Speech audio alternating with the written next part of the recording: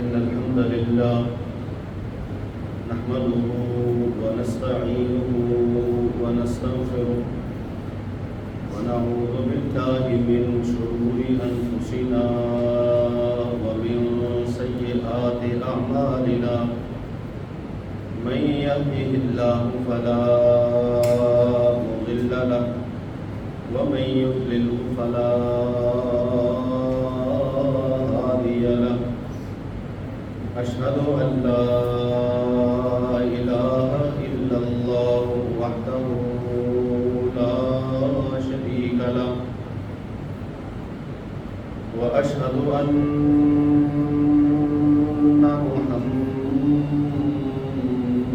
محمدا عبده ورسوله يا أيها الذين آمنوا اتقوا الله حق تقاته ولا تموتن إلا وأنتم مسلمون يا أيها الناس اتقوا ربكم الذي خلقكم من نفس واحدة وخلق منها زوجها وبث منهما رجالا كثيرا ونساء واتقوا الله الذي تساءلون به والأرحام إن الله كان عليكم رقيبا يا أيها الذين آمنوا اتقوا الله وقولوا قولا سديدا يصلح لكم أعمالكم ويغفر لكم ذنوبكم ومن يطع الله ورسوله فقد فاز فوزا عظيما أما بعد فإن خير الحديث كتاب الله وخير الهدي هدي محمد صلى الله عليه وسلم وشر الأمور محدثاتها وكل محدثة بدعة وكل بدعة ضلالة وكل ضلالة في النار إن الله وملائكته يصلون على النبي يا أيها الذين آمنوا صلوا عليه وسلموا تسليما اللهم صل على محمد وعلى آل محمد كما صليت على إبراهيم وعلى آل إبراهيم إنك حميد مجيد اللهم بارك على محمد وعلى آل محمد كما باركت على إبراهيم وعلى آل إبراهيم إنك حميد مجيد أعوذ بالله السميع العليم وبوجهه الكريم وسلطانه القديم من الشيطان الرجيم من همزه ونفخه ونفثه بسم الله الرحمن الرحيم يا نساء النبي لستن كأحد من النساء إن اتقيتن فلا تخضعن بالقول فيطمع الذي في قلبه مرض وقلن قولا معروفا وقرن في بيوتكن ولا تبرجن تبرج الجاهلية الأولى وأقمنا الصلاة وآتينا الزكاة وأطعنا الله ورسوله انما يريد الله ليذهب عنكم الرجس اهل البيت ويطهركم تطهيرا واذكرن ما يتلى في بيوتكن من آيات الله والحكمة ان الله كان لطيفا خبيرا.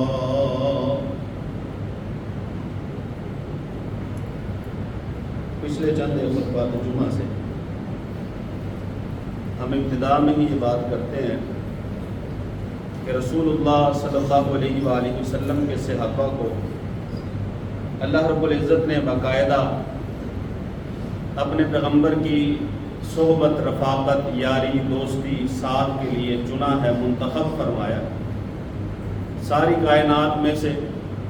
اللہ رب العزت نے وہ اہل اور جانثار لوگ چنے جو واقعی رسول اللہ صلی اللہ علیہ وآلہ وسلم کی صحبت اور رفاقت کے قابل تھے، اور جن پر اللہ وحدہ لا شریک نے پھر یہ احسان کیا کہ انہوں نے رسول اللہ صلی اللہ علیہ وسلم کا ساتھ دیا، ساتھ نبھایا، اور جب تک ان کی روح ان کے جسم سے نکل نہیں گئی اس وقت تک رسول اللہ صلی اللہ علیہ وسلم کے وفادار رہے. ان کی فضیلت میں، ان کی عظمت میں نہ کوئی شک ہے، نہ کوئی شبہ ہے، نہ کوئی سوال ہے اور نہ کوئی مسئلہ. ان کی عظمت اور فضیلت وہ برحق ہے، وہ ثابت ہے. ان کی عظمت اور فضیلت میں قرآن مجید کی آیتیں ہیں، رسول اللہ صلی اللہ علیہ وآلہ وسلم کے فرامین ہیں. اور ظاہر ہے یہ جو دو چیزیں ہیں، اللہ کے رسول صلی اللہ علیہ وسلم کے فرامین اور قرآن مجید کی آیتیں، قیامت کی دیوار تک ان دو چیزوں کو، دو باتوں کو، دو حدیثوں کو نہ کوئی رد کر سکتا ہے، نہ کوئی جھٹلا سکتا ہے، نہ انکار کر سکتا ہے. ہمارے معاشرے میں اکثر آپ دیکھتے ہیں کہ رسول اللہ صلی اللہ علیہ وآلہ وسلم کے صحابہ اور اللہ کے پیغمبر صلی اللہ علیہ وسلم کے جو اہل بیت ہیں انہیں دو حصوں میں بانٹا جاتا ہے، تقسیم کیا جاتا ہے. اور ماضی میں بھی اور آج بھی ان دو گروہوں کے حوالے سے، ان دو جماعتوں کے حوالے سے لوگوں نے اپنے آپ کو دو گروہوں میں بانٹ لیا، اور وہ دونوں گروہ اعتدال سے ہٹ جاتے ہیں، راہ راست سے ہٹ جاتے ہیں. کب؟ جب صحابہ سے محبت کا دعویٰ کرنے والے لوگ رسول اللہ صلی اللہ علیہ وسلم کے اہل بیت پہ تنقید کرتے ہیں، انہیں ناسبی کہا جاتا ہے، گمراہ فرقہ ہے، یا رسول اللہ صلی اللہ علیہ وسلم کی اہل بیت سے محبت کے دعوے دار صحابہ کرام رضوان اللہ علیہ مجمعین پہ تنقید شروع کر دیں، یہ انہیں رافضی کہا جاتا ہے، یہ بھی گمراہ فرقہ ہے. اہل بیت ہو رسول اللہ صلی اللہ علیہ وسلم کے، اصحاب رسول ہوں، ان دونوں کی عظمت اور فضیلت اور منقبت وہ اللہ رب العزت نے قرآن مجید میں بیان فرمائی ہے، رسول اللہ صلی اللہ علیہ وآلہ وسلم کے فرامین سے بھی آیا ہے. دونوں ہی قابل عزت، قابل احترام، اللہ کے رسول صلی اللہ علیہ وآلہ وسلم کے محبوبین صحابہ بھی، اور اللہ کے پیغمبر صلی اللہ علیہ وآلہ وسلم کے اہل بیت بھی. لیکن اہل بیت کو چونکہ شرف صحابیت کے ساتھ ساتھ رسول اللہ صلی اللہ علیہ وآلہ وسلم کے ساتھ رشتہ داری کا، تعلق داری کا، خاندانی قربت کا ایک اور شرف بھی حاصل ہے، تو اس لیے اہل بیت شرف و عزت میں، مقام و مرتبے میں، حقوق میں دوسرے صحابہ کرام رضوان اللہ علیہ مجمعین سے زیادہ افضلیت رکھتے ہیں. کیوں؟ کیونکہ ان کے پاس صحابیت کا شرف بھی ہے اور ان کے پاس رسول اللہ صلی اللہ علیہ وآلہ وسلم کے رشتہ دار ہونے کا شرف بھی ہے. اور یہ اللہ رب العزت کی خاص عنایت ہے، اور یہ اس کی عنایت کا ہی مظہر ہے کہ ابتدائی جو 4 خلفاء ہیں،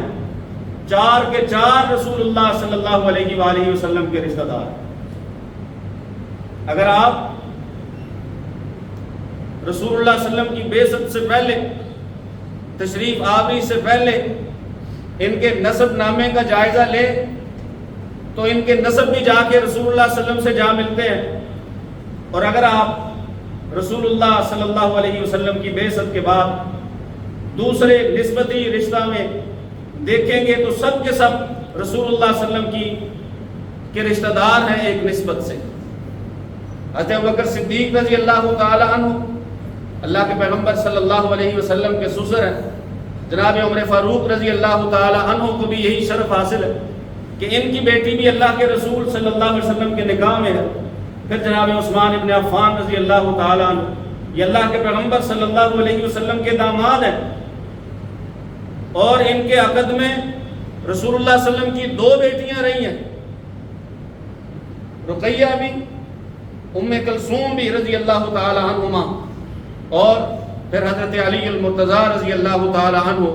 یہ رسول اللہ صلی اللہ علیہ وسلم کے چچیرے بھائی بھی ہیں اور اللہ کے پیغمبر صلی اللہ علیہ وآلہ وسلم کے داماد بھی ہیں۔ 4 کے 4 خلفاء جنہیں خلفائے راشدین کہا جاتا ہے، شرف صحابیت میں بھی اللہ رب العزت نے انہیں منتخب فرمایا، اور رسول اللہ صلی اللہ علیہ وآلہ وسلم کے رشتہ داروں میں بھی اللہ وحدہ لا شریک نے ان کو شریک فرمایا۔ بلکہ حضرت علی المرتضیٰ رضی اللہ تعالی عنہ ان کا ایک خط ہے جو انہوں نے جناب عثمان کے نام لکھا تھا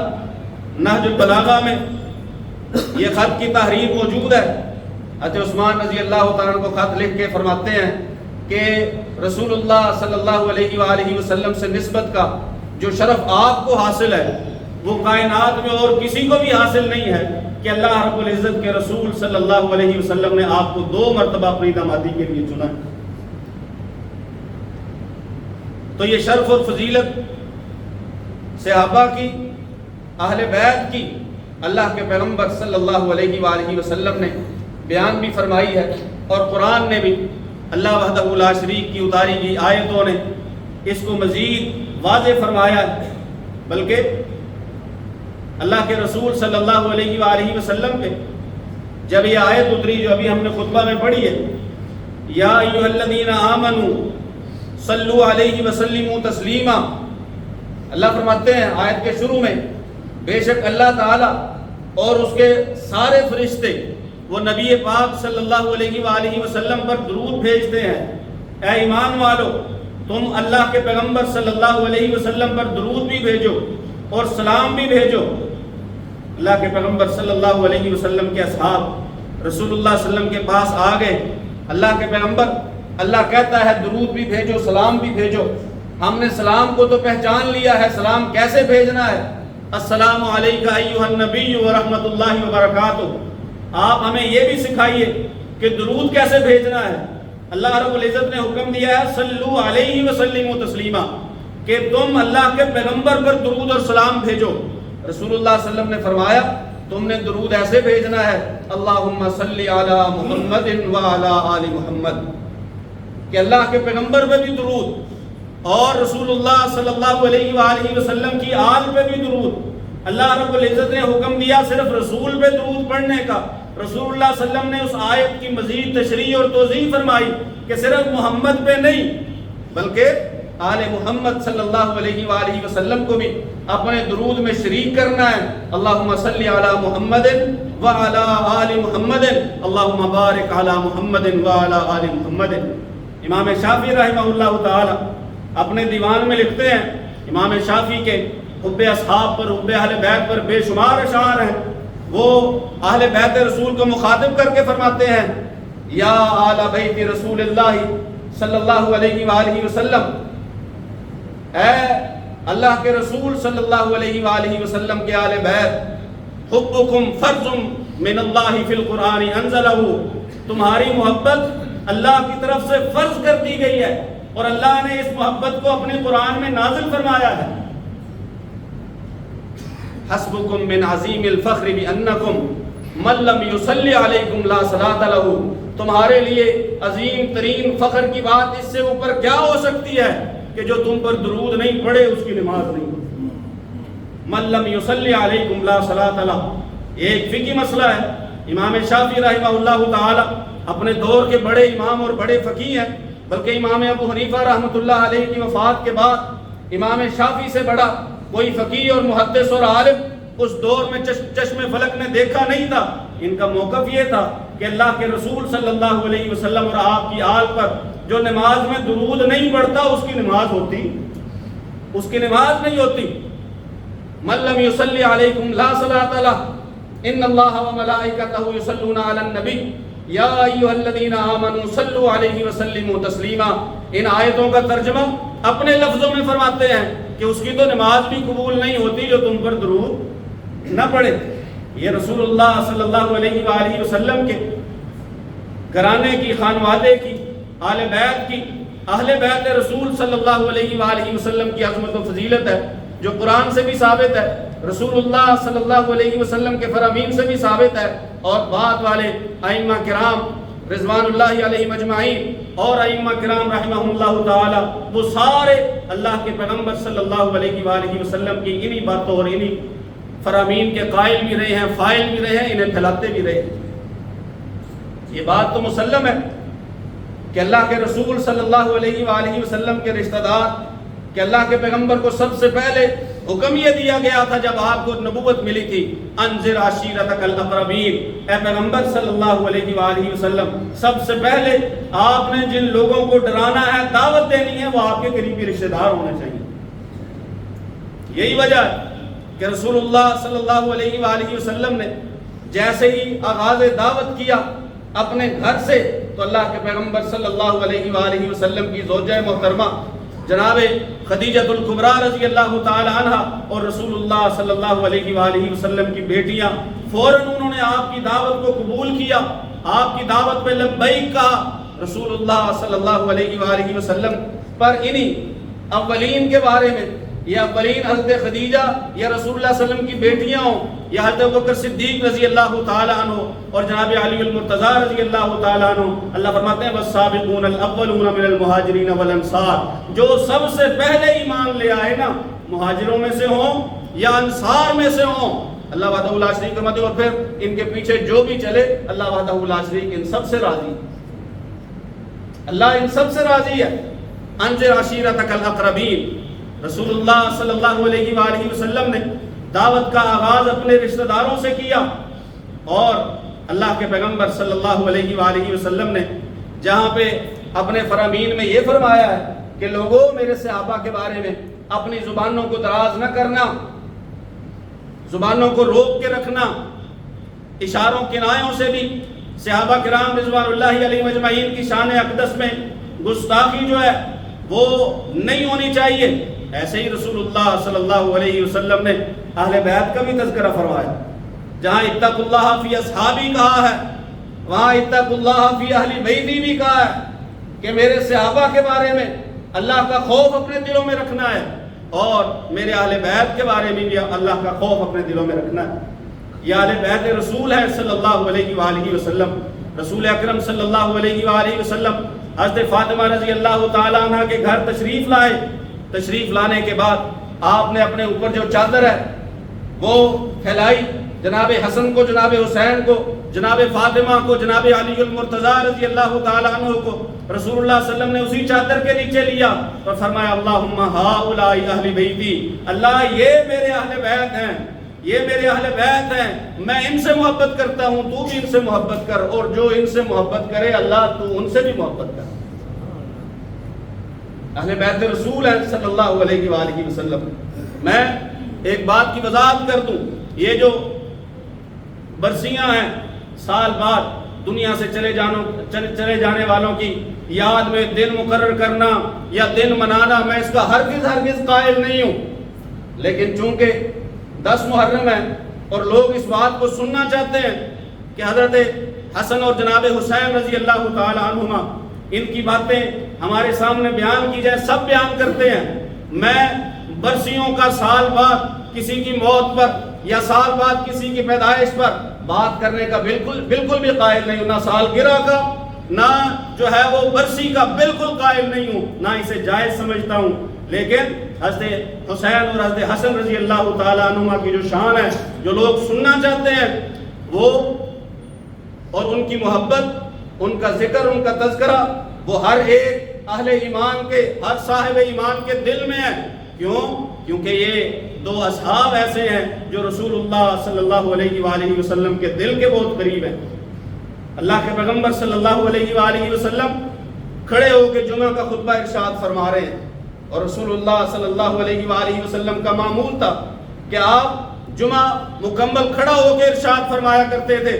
آپ کھڑے ہوئے ہیں، خطبہ ارشاد فرما رہے ہیں، وعظ و نصیحت کر رہے ہیں کہ آپ نے دیکھا کہ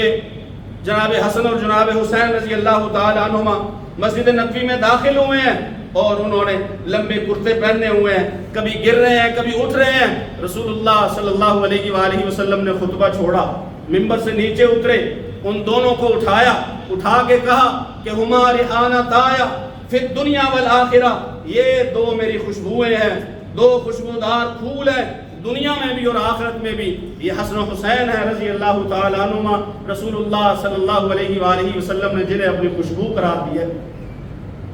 اللہ کے پیغمبر صلی اللہ علیہ وآلہ وسلم نے جناب حسن کے بارے میں الگ سے ایک بات فرمائی، ان ابنی ھذا سید، حضرت حسن رضی اللہ تعالیٰ عنہ موجود ہیں، رسول اللہ صلی اللہ علیہ وسلم نے فرمایا ان ابنی ھذا سید، یہ میرا بیٹا سردار ہے، یہ میرا بیٹا سردار ہے، سید ہے۔ ایک دن آئے گا کہ اللہ اس میرے بیٹے سردار کے ذریعے دو مسلمانوں کی عظیم جماعتوں کے درمیان صلح کروا دے گا،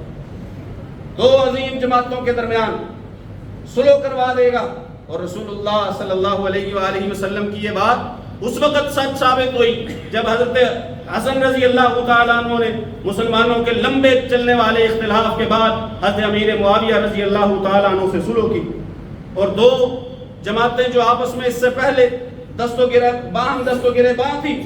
انہیں صلح کے لیے، امن کے لیے حضرت حسن رضی اللہ تعالیٰ عنہ نے باقاعدہ تیار کیا، اور اپنا حق جو تھا خلافت کا وہ بھی چھوڑ دیا اور صلح کر لی حضرت امیر معاویہ رضی اللہ تعالیٰ عنہ سے، اور بعد کے 20 برس جو ہے وہ حضرت امیر معاویہ رضی اللہ تعالیٰ عنہ کی قیادت میں کفار سے لڑائی کرتے رہے، جنگ کرتے رہے۔ حضرت حسن بھی، حضرت حسین رضی اللہ تعالیٰ عنہما بھی، رسول اللہ صلی اللہ علیہ وآلہ وسلم ان کے بارے میں فرمایا کرتے تھے کہ یہ دو میرے بیٹے ہیں، یہ دو میرے بیٹے ہیں۔ پھر رسول اللہ صلی اللہ علیہ وسلم فرمایا کرتے یہ دو علی کے بیٹے ہیں، یہ دو میرے بیٹے ہیں۔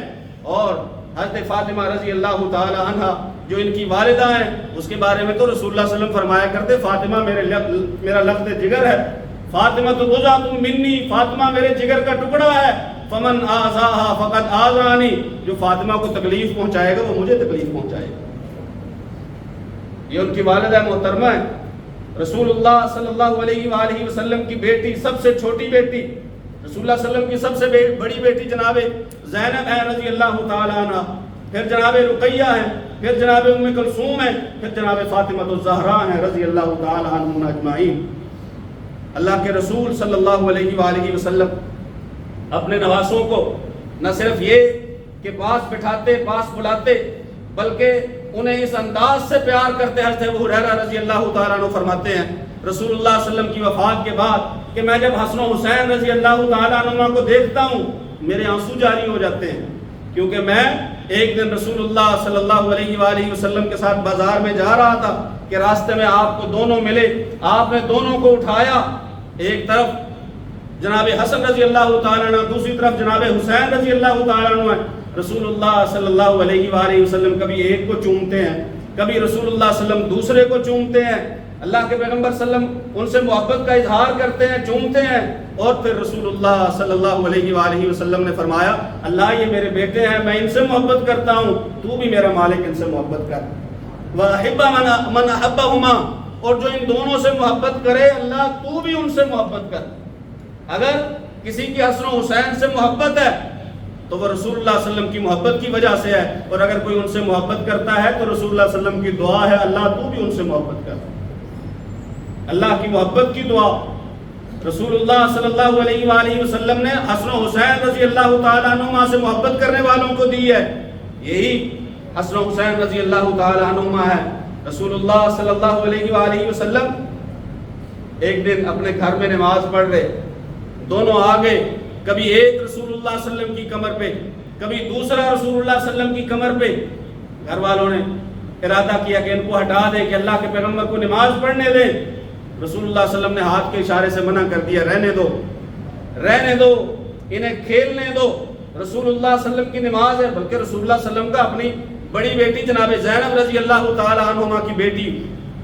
امامہ بنت زینب, اس سے محبت کا عالم یہ تھا کہ اللہ کے پیغمبر صلی اللہ علیہ وسلم نماز پڑھ رہے ہوتے یا نماز پڑھا رہے ہوتے اور وہ آ جایا کرتی تھی, رسول اللہ صلی اللہ علیہ وسلم اسے گود میں اٹھا لیا کرتے تھے. دوران نماز اللہ کے پیغمبر صلی اللہ علیہ وسلم گود میں اٹھا لیا کرتے تھے. رسول اللہ صلی اللہ علیہ وسلم نماز پڑھا رہے ہیں, نواسی امامہ گود میں ہیں. جب آپ سجدے میں جاتے تو نیچے بٹھا دیتے, جب سجدے سے دوبارہ اٹھتے تو اس کو دوبارہ گود میں اٹھا لیا کرتے تھے. اور ایک بار مسجد میں یوں ہوا کہ اللہ کے پیغمبر صلی اللہ علیہ وآلہ وسلم نماز پڑھا رہے ہیں. جناب حسین رضی اللہ تعالیٰ عنہ آئے اور رسول اللہ صلی اللہ علیہ وسلم کی کمر پہ سوار ہوئے. کمر سے ہوتے ہوئے گردن پہ پہنچ گئے. اللہ کے پیغمبر صلی اللہ علیہ وسلم سجدے میں ہیں. اللہ کے پیغمبر صلی اللہ علیہ وآلہ وسلم نے سجدہ لمبا کر دیا, سجدہ لمبا کر دیا. اور پھر آپ صلی اللہ علیہ وسلم نے فرمایا بھی کہ میں نے سجدہ اس لیے لمبا کیا ہے کہ حسین جو ہے وہ میری گردن پہ سوار تھے اور مجھے خوف تھا اگر میں اٹھا تو یہ گر جائے گا, اگر میں اٹھا تو یہ گر جائے گا. صرف رسول اللہ صلی اللہ علیہ وسلم ہی نہیں, حضرت ابوبکر صدیق رضی اللہ تعالیٰ عنہ بھی رسول اللہ صلی اللہ علیہ وسلم کی وفات کے بعد جناب حسن اور جناب حسین رضی اللہ تعالیٰ عنہما سے ایسے ہی محبت فرمایا کرتے تھے جیسے رسول اللہ صلی اللہ علیہ وسلم محبت فرماتے تھے. بلکہ حضرت علی المرتضیٰ رضی اللہ تعالیٰ عنہ کے ساتھ رسول اللہ جناب ابوبکر صدیق رضی اللہ تعالیٰ عنہ ہنستے ہیں, مسکراتے ہیں, مذاق کرتے ہیں. جب حضرت حسین رضی اللہ عنہ آئے تو حضرت ابوبکر نے فرمایا شبہم بنبی لا شبہم بعلی, یہ تو اللہ کے رسول صلی اللہ علیہ وسلم جیسی شکل و شباہت رکھتا ہے, علی تیرے جیسی تو نہیں رکھتا. جیسے ہم کسی کو تھوڑا سا مذاق میں کہہ دیں بھی یہ تو اپنے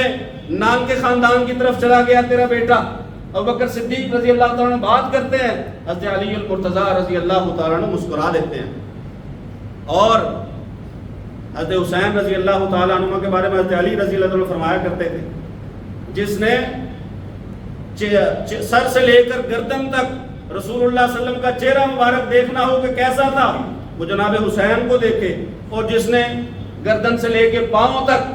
جسم دیکھنا ہے کہ رسول اللہ صلی اللہ علیہ وسلم کا کیسا تھا وہ جناب حسن رضی اللہ تعالیٰ عنہ کو دیکھے. حضرت حسن رضی اللہ تعالیٰ عنہ کی چال ڈھال اٹھنا بیٹھنا وہ رسول اللہ صلی اللہ علیہ وسلم کے مشابہ تھا. حضرت حسین رضی اللہ تعالیٰ عنہ کی جو شکل ہے وہ رسول اللہ صلی اللہ علیہ وسلم کے مشابہ تھی. بلکہ جو لوگ کربلا کا واقعہ بیان کرتے ہیں وہ بتاتے ہیں کہ حضرت حسین رضی اللہ تعالیٰ عنہ 58 سال کی عمر میں جب شہید ہوئے ہیں, داڑھی مبارک جو ہے وہ رنگی ہوئی تھی, رنگ لگایا ہوا تھا, اور چہرہ ایسے ہی لگتا تھا جیسے رسول اللہ صلی اللہ علیہ وسلم کا چہرہ ہو. حضرت حسن رضی اللہ تعالیٰ عنہ سے زیادہ رسول اللہ صلی اللہ علیہ وسلم کے مشابہ کوئی نہیں تھا. ابوبکر صدیق رضی اللہ تعالیٰ عنہ کی محبت کا یہ انداز. خلیفہ ثانی عمر فاروق رضی اللہ تعالیٰ عنہ, یہ باتیں جھوٹ ہیں, غلط ہیں, قصے کہانیاں ہیں, گھڑی ہوئی ہیں, ناپائیدار ہیں, بے اعتباری ہیں کہ صحابہ اور اہل بیت آپس میں مخالف ہیں. بے بنیاد باتیں ہیں, ناقابل اعتماد ہیں, ناپائیدار ہیں, جھوٹی ہیں. پڑھیے ذرا عمر بن خطاب رضی اللہ تعالیٰ عنہ کے دور کو. آپ کا بیٹا اگر دروازے پہ آتا اجازت طلب کرتا, کئی بار ہو جاتا تھا کہ اسے اجازت نہیں ملتی تھی, لیکن جناب حسن اور حسین رضی اللہ تعالیٰ عنہ کبھی بھی دروازے پہ آئے ہو ایسا ہوا ہی نہیں ہے کہ انہیں فوراً اجازت نہ ملی. اور عمر بن خطاب رضی اللہ تعالیٰ عنہ نے جب فتوحات کا سلسلہ وسیع ہوا, مال غنیمت آیا, اور ان فتوحات میں ہاتھ تھا حضرت علی رضی اللہ تعالیٰ عنہ کو بھی, حضرت حسین رضی اللہ تعالیٰ عنہ کا بھی, حضرت حسن رضی اللہ تعالیٰ عنہ کا بھی. محاذوں پہ جا کے لڑا کرتے تھے, جہاد کیا کرتے تھے. حضرت عمر فاروق رضی اللہ تعالیٰ عنہ کے سپہ سالاروں کی قیادت میں, گورنروں کی قیادت میں لڑا کرتے تھے. فتوحات کا سلسلہ وسیع ہوا، مال غنیمت آیا، حضرت عمر فاروق رضی اللہ تعالیٰ نے کہا مسلمانوں کا وظیفہ شروع کرنا ہے۔ چنانچہ انہوں نے فیصلہ یہ کیا کہ جو رسول اللہ صلی اللہ علیہ وسلم کے ساتھ بدر میں شریک تھے نا، انہیں 5000 درہم دیا جائے گا۔ جو اللہ کے رسول کے ساتھ بدر میں شریک تھے انہیں 5000 درہم دیا جائے گا، اور ساتھ میں بدر کے شرکاء کے ساتھ نام لکھ دیے، جناب حسن کا بھی، جناب حسین رضی اللہ تعالیٰ عنہ کا۔ حالانکہ وہ بدر کے موقع پہ پیدا ہی نہیں ہوئے، بدر ان کی پیدائش سے پہلے ہوا، لیکن عمر فاروق رضی اللہ تعالیٰ عنہ، یہ اظہار محبت ہے، یہ خیال ہے اہل بیت کا، جو رسول اللہ صلی اللہ علیہ وسلم فرما کے گئے تھے کہ میرے اہل بیت کا، میرے رشتہ داروں کا، میرے گھر والوں کا میرے بات خیال کرنا۔ جیسے صحابہ کے بارے میں وصیت ہے کہ میرے صحابہ کو برا بھلا نہ کہنا، ان کے معاملے میں اللہ سے ڈرنا، ایسے ہی اپنے گھر والوں اہل بیت کے بارے میں بھی وصیت ہے کہ لوگوں میرے اہل بیت کے بارے میں بھی اللہ تعالیٰ سے ڈرنا۔ حضرت عمر فاروق رضی اللہ تعالیٰ عنہ کا جو اظہار محبت تھا وہ کچھ ایسے تھا۔ اور پھر حضرت عثمان ابن عفان رضی اللہ تعالیٰ عنہ خلیفہ ثالث ہیں، جب ان کے گھر کا محاصرہ ہوا، باغیوں نے انہیں شہید کرنا چاہا، ان کے ایک دروازے پہ پہرے دار پتہ کون تھا؟ ایک دروازے کی ایک طرف جناب حسن رضی اللہ تعالیٰ عنہ تھے، دوسری طرف جناب حسین رضی اللہ تعالیٰ عنہ۔ اور وہ جو دروازہ سنبھالا ہوا تھا ان دونوں نے، دو شہزادوں نے، دو جوانوں نے، دو جنگجوؤں نے، اللہ کے رسول صلی اللہ علیہ وسلم کے نواسوں نے، علی کے بیٹوں نے، فاطمہ کے جگر کے ٹکڑوں نے جو دروازہ سنبھالا ہوا تھا، اس دروازے سے ایک بھی باغی داخل نہیں ہو سکا، ایک بھی باغی داخل نہیں ہو سکا۔ یہ آپسی محبت کا حضرت عثمان ابن عفان رضی اللہ تعالیٰ عنہ کے دور میں مظہر ہے، اور علی المرتضیٰ رضی اللہ تعالیٰ عنہ تو پھر ہے ہی ان کے والد کی محبت بیٹوں کے ساتھ یا اولاد کے ساتھ، یہ عنوان ایسا ہے جو بغیر بیان کیے ہی بیان ہو جاتا ہے۔ ہر ایک کو پتا ہے کہ اولاد کی یا بیٹوں کی، خاص کر بڑے بیٹے کی، والد کے دل پہ کتنی گرفت ہوتی ہے، ہر ایک کو اچھی طرح معلوم ہے۔ حضرت علی المرتضیٰ رضی اللہ تعالیٰ عنہ تو رسول اللہ صلی اللہ علیہ وسلم کے دور میں بھی اور اپنے دور خلافت میں بھی حضرت حسن اور حسین رضی اللہ تعالیٰ عنہ سے بے انتہا محبت فرمایا کرتے، اور وہی محبت کی وجہ تھی کہ حضرت علی المرتضیٰ رضی اللہ تعالیٰ نے اپنا جانشین جو ہے، اپنا ولی عہد، اپنے باپ، اپنے بیٹے حضرت حسن رضی اللہ تعالیٰ عنہ کو بنا دیا کہ میرے باپ اگر خلیفہ ہوگا تو یہ جناب حسن رضی اللہ تعالیٰ عنہ اور جناب حسین رضی اللہ تعالیٰ عنہ۔ اور آئیے رسول اللہ صلی اللہ علیہ وآلہ وسلم کی بیویاں، جن کو اللہ وحدہ لا شریک نے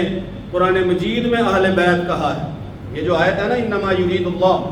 لیذھب عنکم الرجس اہل البیت، یہ آیت پڑھ لیں، اس سے اگلی آیت پڑھ لیں، اس سے پچھلی آیتیں پڑھ لیں، صرف اللہ کے پیغمبر کی بیویوں کا تذکرہ ہے، صرف اللہ کے پیغمبر کی بیویوں کا تذکرہ۔ وَأَقِمْنَا الصَّلَاةَ وَآتِينَا الزَّكَاةَ وَأَطِعْنَا اللَّهَ وَرَسُولَهُ انما یرید اللہ لیذھب عنکم الرجس اہل البیت، نماز قائم کرو، زکوٰۃ ادا کرو، اللہ اور اس کے رسول کی فرما برداری کرو۔ اللہ تعالیٰ چاہتا ہے کہ اہل بیت تم سے ہر قسم کی گندگی کو لے جائے اور تمہیں پاک کر دے۔ اللہ رب العزت نے سارے اہل بیت رسول کو، آل رسول کو اللہ وحدہ لا شریک نے پاک کیا ہے، شرک سے پاک ہیں، بدعت سے پاک ہیں، رسول اللہ صلی اللہ علیہ وسلم کی مخالفت سے پاک ہیں، اور رسول اللہ صلی اللہ علیہ وسلم کی دعائیں بھی ان کے ساتھ ہیں، قرآن مجید کی آیتیں بھی ان کے ساتھ ہیں۔ اصحاب رسول صلی اللہ علیہ وآلہ وسلم اور اہل بیت رسول، آل رسول صلی اللہ علیہ وآلہ وسلم سبھی عزت کے قابل ہیں، احترام کے لائق ہیں، کیونکہ ان کا احترام قرآن بیان کرتا ہے اور رسول اللہ صلی اللہ علیہ وسلم کا فرمان بیان کرتا ہے۔ اللہ سے دعا ہے اللہ سن سمجھ کر عمل کی توفیق نصیب فرمائے۔